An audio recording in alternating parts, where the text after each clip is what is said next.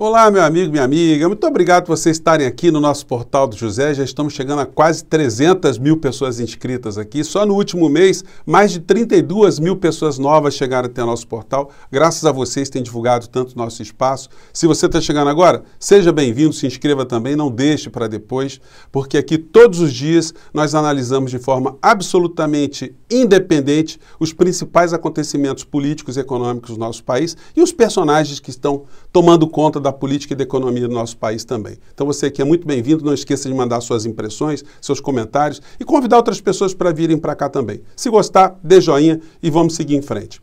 Gente, esse final de semana, com esse acontecimento envolvendo o ministro Cássio Nunes, que cometeu um ato ilegal, na minha visão, e eu vou explicar por que ele cometeu esse ato ilegal, por que ele tem que ser responsabilizado, o que nós podemos fazer em relação a isso, mas isso me chamou atenção para várias situações. Eu me lembrei desse livro aqui, do historiador Eric Hobsbawm, chamado Bandidos, né?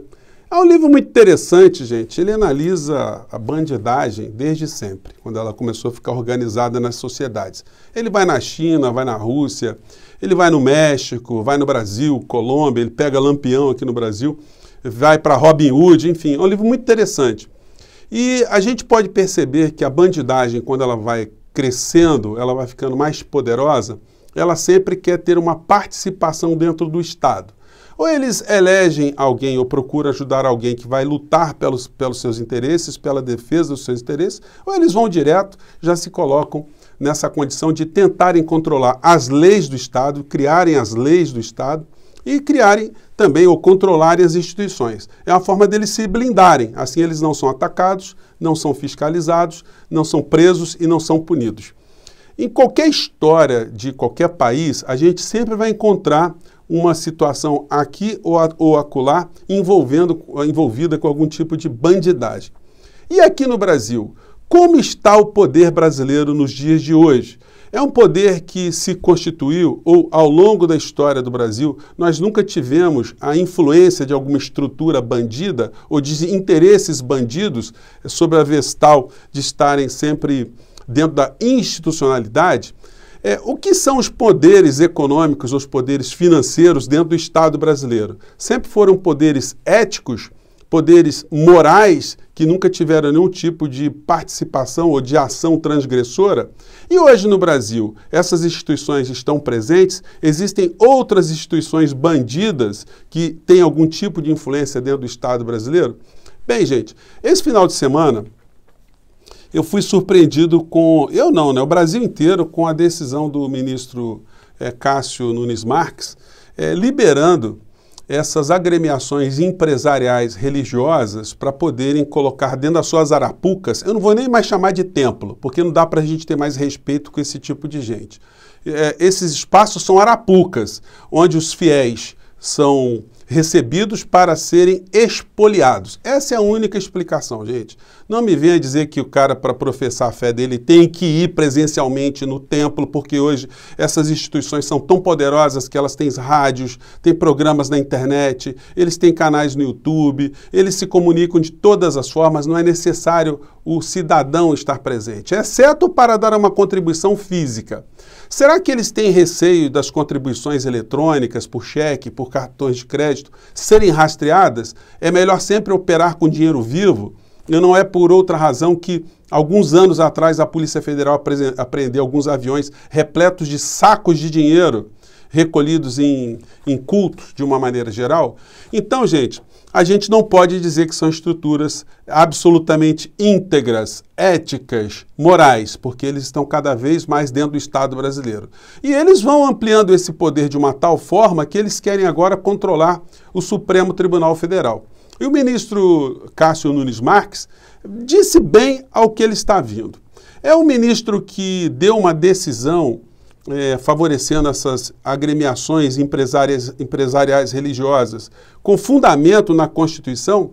Absolutamente não. Esse é meu entendimento de várias pessoas com quem eu já conversei sobre direito constitucional. E por isso eu fiz um ofício hoje dirigido ao presidente da OAB Federal, Felipe Santa Cruz, para que ele entre com uma representação, se ele entender que os argumentos que eu apresentei estão corretos, né, contra o ministro ministro do STF, o Cássio Nunes Marques. Por quê? Porque ele prevaricou no meu entendimento. O que é prevaricar? É alguém cometer o crime para atender um benefício pessoal ou de terceiros. Do que eu estou falando exatamente? Vamos pegar um exemplo aqui bem fácil para a gente poder entender. Se você quiser ajuizar uma ação contra qualquer pessoa, qualquer grupo, ou defender qualquer direito, você vai ter que contratar um advogado. Se você simplesmente escreve um documento e leva até um magistrado, ele não pode dar encaminhamento a essa petição tua e criar uma ação, porque falta um princípio fundamental. Falta a representação, você está representado por um advogado. A legitimidade postulatória, a legitimidade para você entrar em juízo. O ministro do Supremo Tribunal Federal, ele pode desconhecer isso? Ele pode receber uma petição de uma pessoa que não tem competência, não está legalmente habilitada para isso e dar seguimento a essa ação como se nada tivesse acontecendo? O ministro pode alegar a ignorância do direito? Ao cidadão comum nós não temos esse direito, ninguém pode se excusar, ninguém pode alegar que cometeu um delito porque não conhecia a lei. Isso não é motivo justo para inocentar uma pessoa. E o ministro da Suprema Corte, ele pode fazer isso? Como é que ele pode ignorar que, constitucionalmente, uma entidade que não tem condição para representar sobre assunto nenhum está habilitada para fazer isso? Gente, a Constituição Federal, ou a Suprema Corte em qualquer estado no planeta, né, é criada para cuidar de conflitos da mais alta relevância, conflitos que ofendem a Constituição. Essas instituições não podem ser banalizadas, a pessoa entrar junto ao Supremo Tribunal Federal com uma briga entre vizinhos, com uma disputa de um objeto, uma briga de galo, sei lá, uma coisa que não mexa com a Constituição Federal. Então, é para isso que a Constituição brasileira criou um rol, um grupo específico de pessoas ou de entidades que podem entrar com ações arguindo constitucionalidade e inconstitucionalidade. E por isso essa associação de juristas evangélicos não tem essa legitimidade. E o ministro não podia ignorar isso, porque senão, gente, eu monto aqui também com vocês uma associação de youtubers, uma associação de advogados formadores de opinião dentro de redes sociais. E aí a gente fica legitimado também para entrar com ações. Se eu montar, por exemplo, uma associação de advogados terraplanistas, nós estaremos legitimados? Ou de uma associação de advogados admiradores de OVNIs, a gente vai estar habilitado? Obviamente, eu estou brincando assim, ironicamente com essas questões, para mostrar como foi o comportamento do ministro. E quando alguém fere esse tipo de entendimento, está ferindo a Constituição Federal, o artigo 37 da Constituição, que diz que a administração pública, e portanto servidores públicos, devem respeitar um princípio chamado legalidade. O servidor público, ele só pode fazer alguma coisa se tiver previsto na lei. Se não tiver previsto na lei, ele não pode inovar, ele não pode inventar, não pode criar um jeitinho. Isso é um princípio fundamental dentro do direito brasileiro. E o ministro ignorou isso. Mas ele ignorou isso para fazer o bem, para salvar vidas? Não. O pior é que quando ele liberou para agradar o espírito das pessoas que estão envolvidas com a religião no nosso país, quando ele faz isso, ele está expondo as pessoas a um risco de contaminação. Ou as pessoas iriam para esses cultos como? Iriam de disco voador? Elas não pegam o transporte público? Elas não vão se contaminar? Então, gente, tem uma situação muito bandida no meio dessa história toda, né? É uma história que não está visando o interesse público. E um servidor público, quando ele fere o interesse público, é uma coisa que deve ser tratada apenas no campo eu acho isso, ele não foi correto, ele não foi bem. Não, gente. Quando um servidor público ele deixa de exercer um ato ou exerce contra a lei, ele comete o crime do artigo 319 do Código Penal. Então, isso tem que ser investigado, por isso que eu acionei aqui a OAB, o número do protocolo é 3034 de 2021.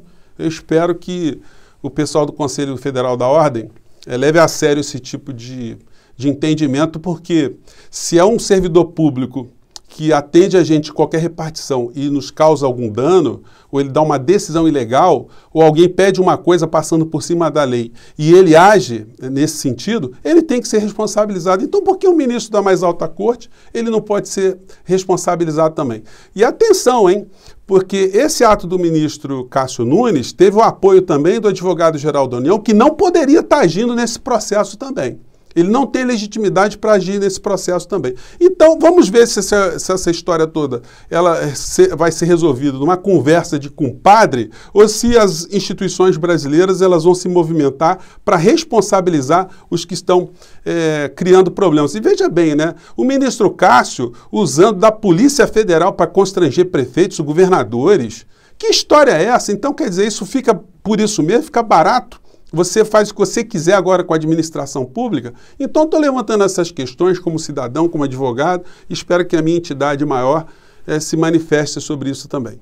A gente está vivendo um momento muito complicado, gente, porque esse tipo de comportamento do ministro Cássio aponta para a gente que tipo de gente que o Bolsonaro quer colocar na Suprema Corte Brasileira. Se ele coloca mais pessoas alinhadas com esse tipo de pensamento, com esse tipo de interesse, o Brasil, de fato, vai virar uma república que vai deixar de ser laica para ser um puxadinho de agremiações religiosas, políticas, empresariais. Isso é uma coisa que não tem nada a ver com você que tem a sua fé, que segue a sua igreja, que segue a sua religião, você que está preocupado com o próximo, você que ama o semelhante, você que não está achando uma gripezinha que está acontecendo com as pessoas, você que conhece alguém que morreu, que está passando sufoco, sofrimento. Não, você é uma pessoa.